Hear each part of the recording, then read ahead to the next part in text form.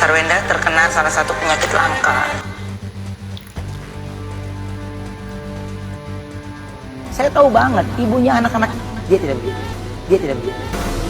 Dia tidak begitu. Lama-lama Ruben berpikir, kenapa saya melaksanakan kewajiban saya sementara hak saya tidak pernah diperhitungkan. Gimana tadi Ruben ketemu? Bentar lagi kalau rumahnya udah jadi kan, malah saya di rumah dia. Siap-siap rumahnya kita berantakan aja. Ya apa-apa. Apa? Oh, pengennya baik-baik aja semuanya, cepet kelar gitu, rukun lagi sama-sama gitu. Aku berharapnya gitu. Jadi aku membela di mana, ya aku ngomong yang sesuai aja. Hai citizen of ya ampun, yang saya yakin wise banget dalam memilih konten atau video untuk diresapi selain untuk didengar dan dilihat. Kita langsung bahas aja tetap pada permasalahan gonjang ganjing Ruben Onsu dan juga Sarwenda. Tanpa banyak basa-basi lagi, yuk langsung kita lihat. Sarwenda kemarin ini harus operasi di kistanya. Video lama ya. Tapi ini kita baru tahu bahwa ternyata memang karena tidak hanya dalam proses MRI dan beberapa proses yang lainnya, sakit yang cukup. Sarwenda terkena salah satu penyakit langka. Kistanya kemarin sudah dioperasi dan terima kasih doanya berjalan dengan lancar. Ada penyakit langka di batang otaknya. Ada penyakit langka di batang otaknya. Tiba dia tahu sakitnya, dan kalau operasi juga benar-benar harus Sarwendanya dalam keadaan tenang sekali. Takut ya, tapi kayak khawatir gitu. Duh, mana anak-anak masih kecil ya. Saya bilang sama dia, ini yang mau tindakan saya dulu atau kamu? Gak tega ya, gue orangnya gak tegaan sih ngelihat seorang ayah, seorang suami ngelihat istrinya sakit langka lagi ya. Dan itu cukup, aduh, nggak tega deh, nggak tega. Ini juga waktu jor-joran pernikahan Ruben Onsu ya, dia mengenang perjuangannya. Tersisa uang hanya 3 juta. Gue bisa ngerasain sih, perjuangan Ruben sampai dalam posisi sekarang tuh, yang wow, membuat luar biasa. saya dan Sarwenda itu drop adalah ketika apakah kami masih bisa melihat anak-anak kami dewasa.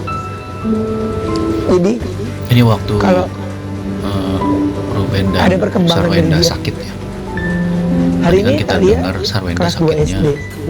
Jadi ada sakit langka di batang otak. Dan nggak Ruben nyangka juga gitu. mengalami sakit yang lumayan cukup berat. Jadi ada sedih deh.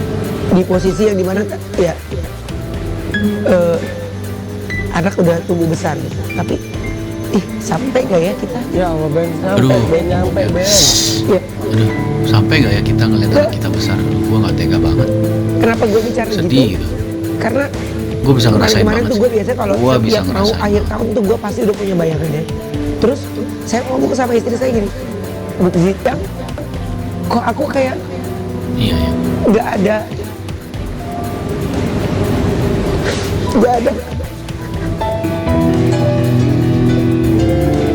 ada impian ya, nggak ada sesuatu yang aku mau lakukan di hari Natal ya gitu. Jadi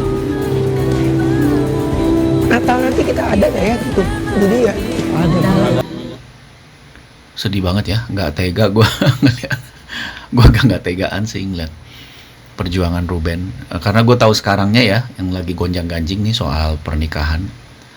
Soal perceraiannya gonjang ganjing. Jadi gue nggak tega banget gitu. Dan gue bisa ngerasain sih, mungkin rasa empati gue terlalu besar ya. Gue bisa ngerasain apa yang Ruben rasain sekarang di situasi yang dia, orang ngelihatnya kan dia sukses segala macem. Intinya sih cuma demi anak gitu. Yang cuma paling dia takutin adalah nyampe gak dia ngeliat anaknya besar nanti gitu. Itu sih poinnya yang gak tega. Nah apalagi ini, gak tega banget.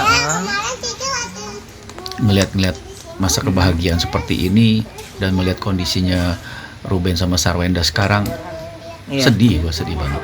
Sabar dong. Ini bangun Lucu, pertama ini waktu tadi, Thalia ini belum kedua, terlalu besar, Tania ini juga masih kecil. ketiga, Onyo. Onyonya juga masih ayam. kecil. Ini waktu di rumah mana ya? Gue nggak ngeh nih. Apa rumah yang di Cilandak udah jadi atau belum? Atau nggak berarti pernah duduk di di pernah sini. di gak sih? Coba kalau kalian ada yang tahu, Ruben Onsu sama Sarwenda tuh pernah tinggal di PIK apa enggak sih? Karena itu poin tuh sebetulnya.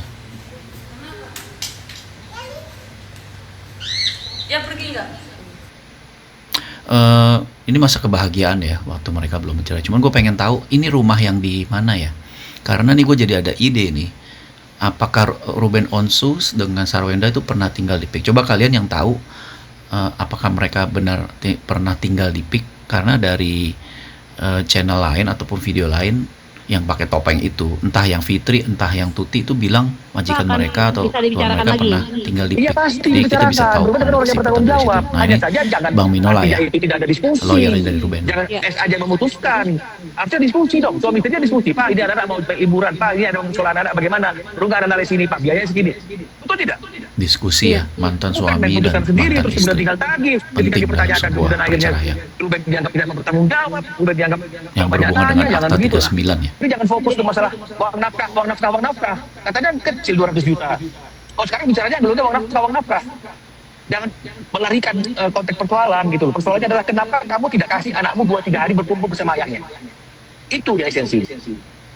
Ini poin yang ingin ditekankan, kenapa Ruben nggak dapet waktu untuk bertemu anaknya 2-3 hari sesuai dengan Akta 39 yang mereka sepakati bersama. Maka itu ada sedikit misunderstanding ya, miskomunikasi dan misunderstanding. Aduh ini lagi, gue sedih banget nih. Ini waktu Tania masih kecil.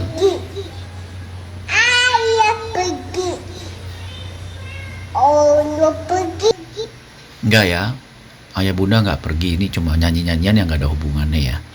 Jadi Tania sama Talia jangan khawatir, ayah sama ibu pasti akan selalu sama kalian sampai kapanpun. Nggak ada tuh bekas anak, bekas istri, mantan suami ada, tapi Caranya ya mantan orang anak tua ada. Jadi tenang yang aja. bijak sehingga anak-anak bisa berkumpul 2-3 hari sama Ruben. Ini soal Itu dia.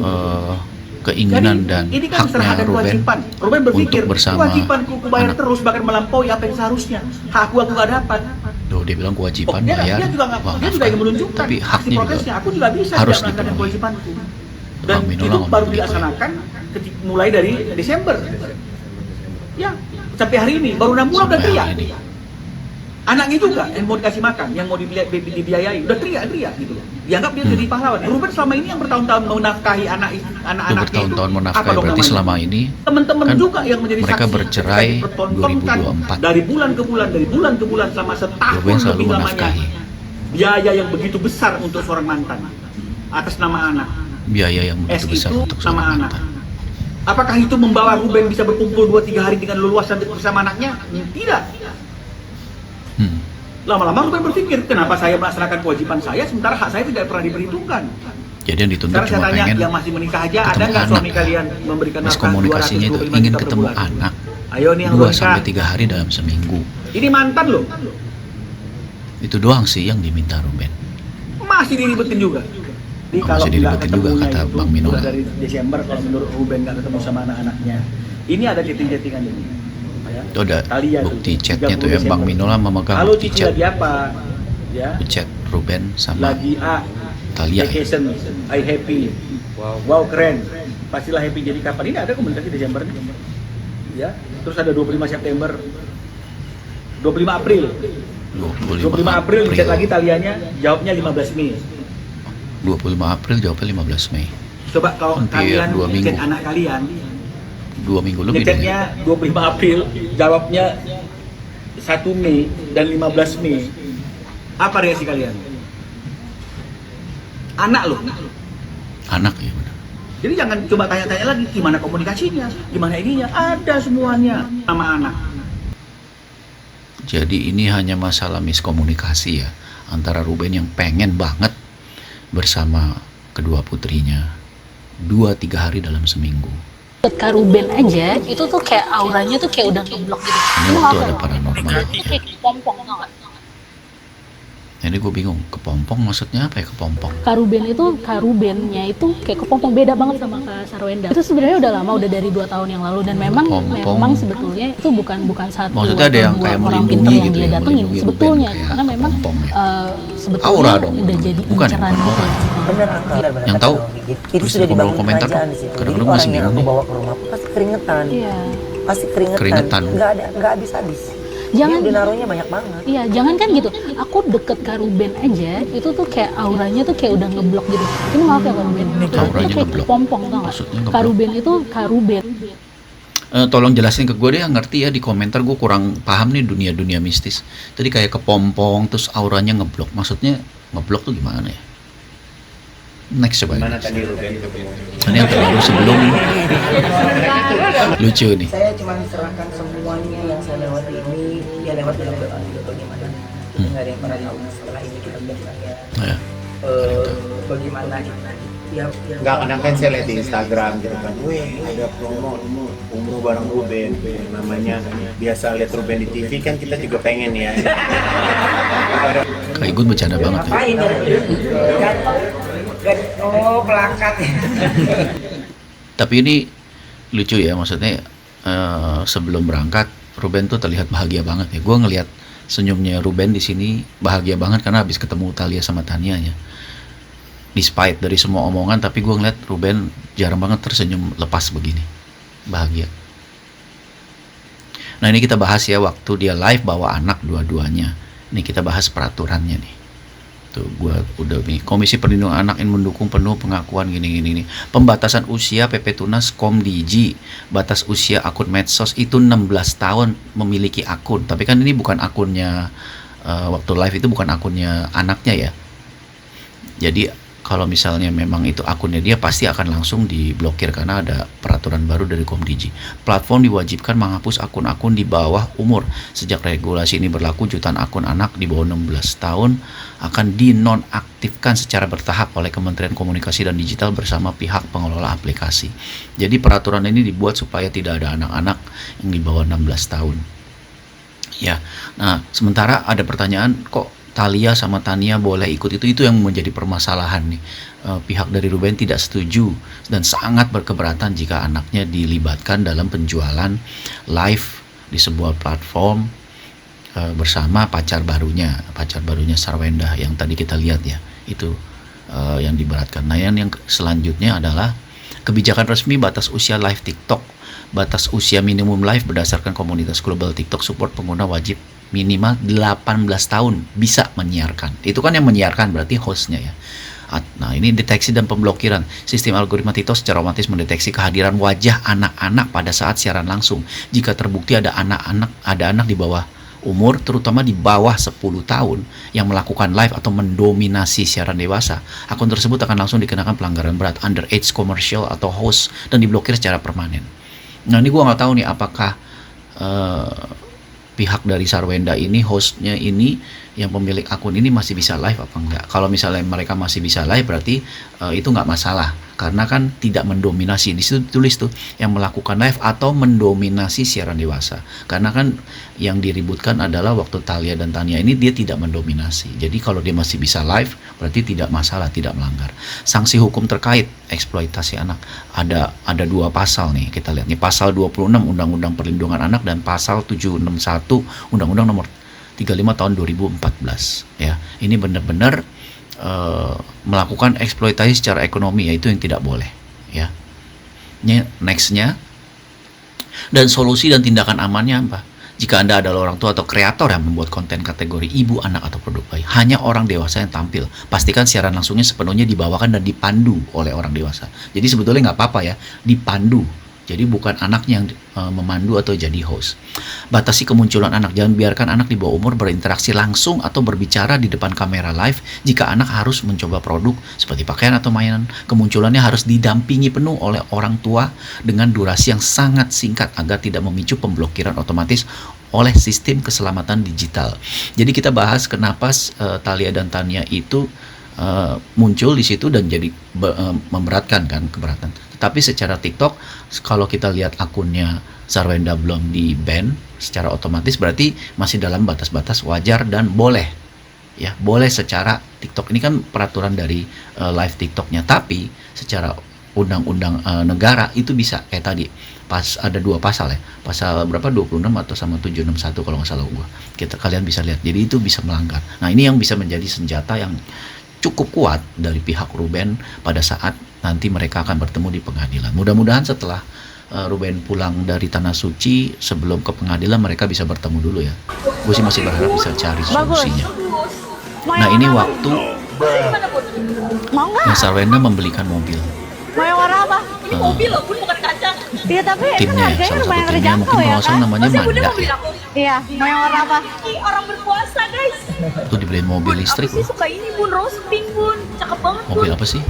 Jadi lu Yang listrik, roasting ya? mobil listrik. Jadi 3 mas. Tuh. Aku ambil yang urbanin, Sarwenda beli 3 roasting 2. mobil. Iya. Mending 1. Iya. Gile, langsung beli 3 mobil. Mobilnya merek Vinfast, nih mobil dari Vietnam ya. Mobil Vinfast tuh kalau nggak salah 100 juta sekian ya, nggak sampai 120 juta. 3 mobil berarti 300 juta. Wow, memang lagi sukses. Dan ini salah satu timnya ya yang dia percaya itu, dan sering banget nih muncul live. Bahkan sampai digadang-gadang sama netizen nih, dia sama adiknya Sarwenda sebagai provokator ya. Dibeliin mobil, wah seneng banget ya.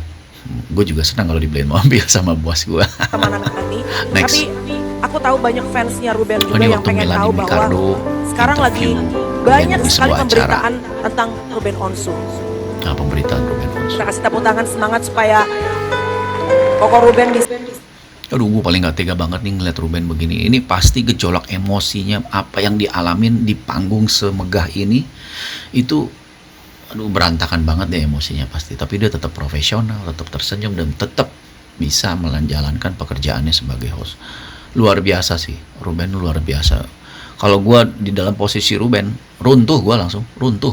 Gak bisa Selalu ngomong, semangat, gak dan bisa. yang paling penting sehat. Luar biasa nih ya. kita lihat Karena Ruben banyak ya, orang betapa loh kuatnya yang dia. ada di pundak beliau, yang beliau tuh harus menarik dengan luar biasa. Ada pegawai-pegawainya gitu. Nggak Ada nangis loh, bisnisnya. gila, nggak nangis Ruben.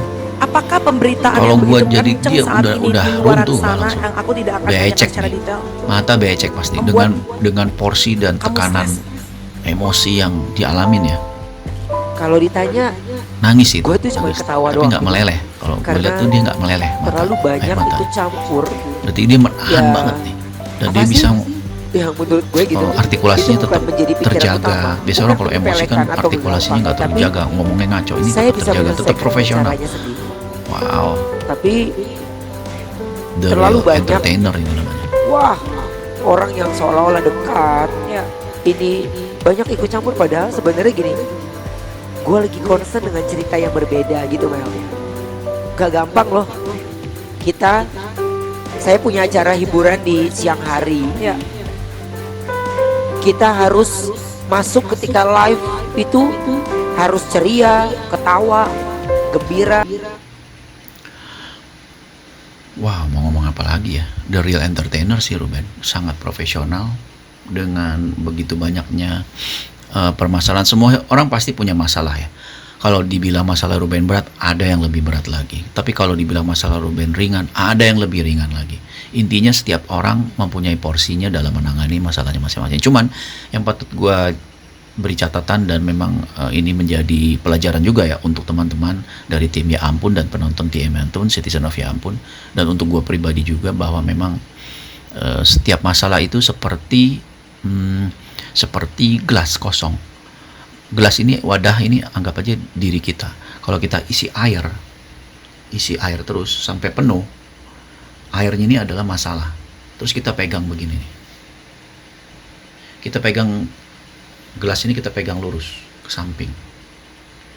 Satu menit tidak terlalu terasa ya, cuma gelas. 2 menit, 5 menit, 10 menit, 20 menit, 30 menit, bahkan 1 jam itu mulai terasa.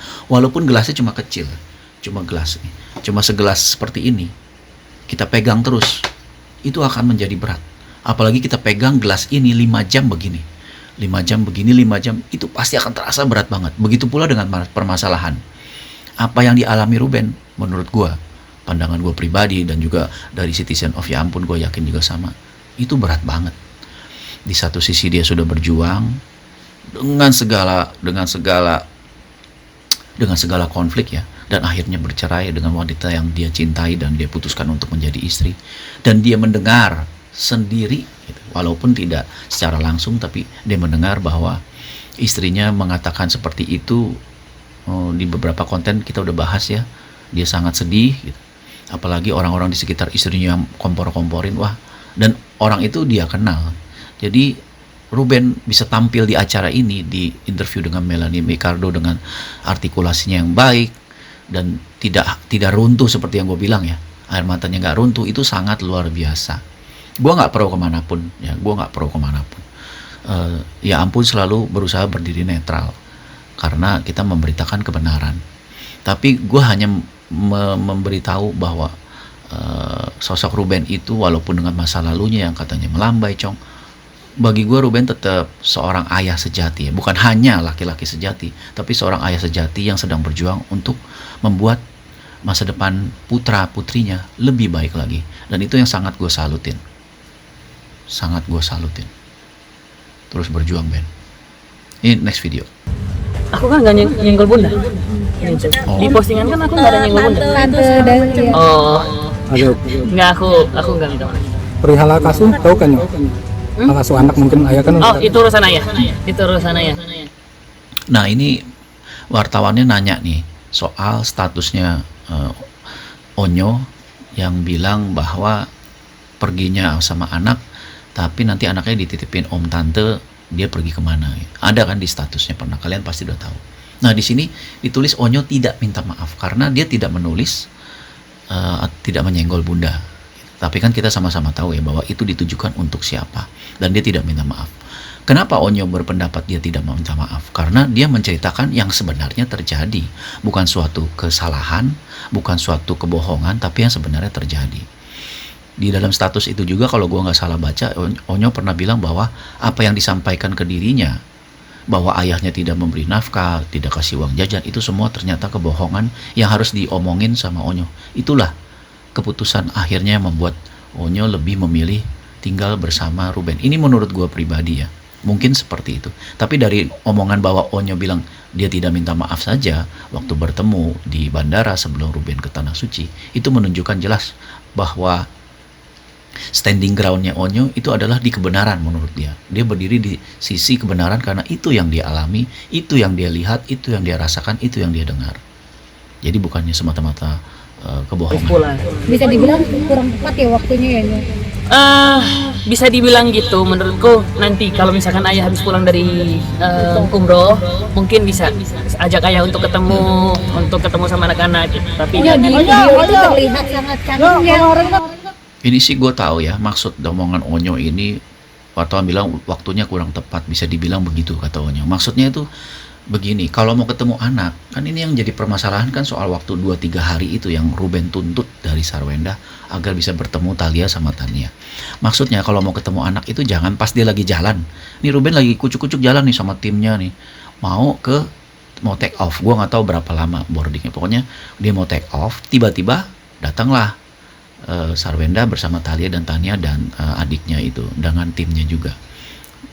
Di konten kita pernah lihat kan di video, panggil ayah, kaget dong yang manggil ayah itu kalau nggak salah Sarwenda ya, kaget dong, Ruben kaget nengok, seneng banget tuh. Maka itu tadi di video yang sebelumnya Kak Igun nanya kan gimana tadi gitu ketemu, nah, itu maksudnya menunjukkan bahwa Ruben tuh seneng banget mau pergi ke Tanah Suci diantar Onyo, itu udah seneng, ditambah lagi dengan keluarga yang lengkap walaupun keluarganya sudah berpisah ya, maksudnya berpisah sudah bercerai gitu, itu seneng banget. Nah Onyo sebagai anak, walaupun dia anak angkat, tapi kan dia dididik dan dicintai, disayangi layaknya anak sendiri. Onyo pun juga merasakan apa yang Ruben rasakan, bahwa mereka tuh pengen kumpul lagi, ketemu dengan Thalia Tania, bermain dalam waktu seminggu, itu 2-3 hari.